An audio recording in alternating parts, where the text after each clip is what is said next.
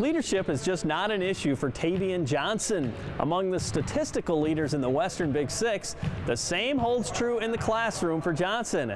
And he also finds time to spread his ability and leadership around the rest of the school. But when you really lay it out, it's not just about basketball. I mean, that's going to help me in the long run, but the values that I get from working with our school and doing other sports and being able to compete in different ways, the people that I meet and all the other sports and all the extracurricular activities really mean a lot, just as much as basketball, because any day this can get taken away and I'm going to be left with the things that I have either in the school or the ties that I have with people in the community or like student council president. Like those things you can't take away.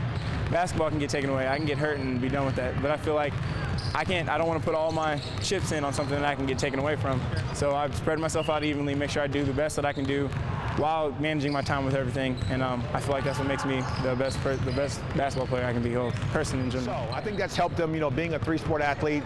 He stayed so busy, and he's the type of kid that needs that. If you know him personally, you know that he's just all over the place. He's the type of kid that's constantly moving from thing to thing, and that's just his personality type. So I think being a three-sport athlete really suits him. But when he gets to college, they're going to keep him busy.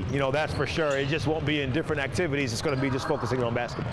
Certainly college basketball is part of the game plan for Tayvian Johnson, and he understands finishing strong on the high school courts could dictate where he lands next fall. Us being a good team that's really what's going to carry me. I'm not really so urgent on thinking about where I'm going to go to college, because I feel like after the season that's going to really take care of itself. I've got some real good looks from some real good colleges, academic-wise and athletic-wise, so I'm not really worried about that. But my sense of urgency right now is to play the best basketball I can and get us as far as we can in our season, so I do get the looks that I want, and be able to go to the college that I want to. So I think his best basketball is ahead of him. I think there's some deficiencies that he has that's, things that he's going to have to work on. Both strength-wise, I think is the biggest one, but skill-wise, he's fine. I mean, he can handle the ball, he can shoot the ball, he's got a good IQ and good understanding. I think his skill is really what's going to allow him to get on the floor early, as a college player, and as his body will catch up. As years go by, his body will catch up. Now it's just a matter of just finding that right fit for him, and and just finding a situation where he's going to be able to, play a little bit early and just be able to flourish. Where does the Lord fit in? I mean, do you find yourself being mindful of him, given what the gifts you have and what some other people can't do? Yeah, I mean, that comes a lot from my mom. My mom really instills those values in me, and she makes sure she gets on me about that. For a while, I didn't go to church, and I look back on that like a mistake.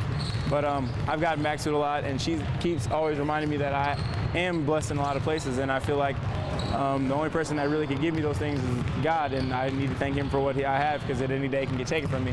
And to be truly grateful and for my gifts, I have to make sure I thank him for that, and use my gifts that I have to make sure I can help other people and give back to him, basically.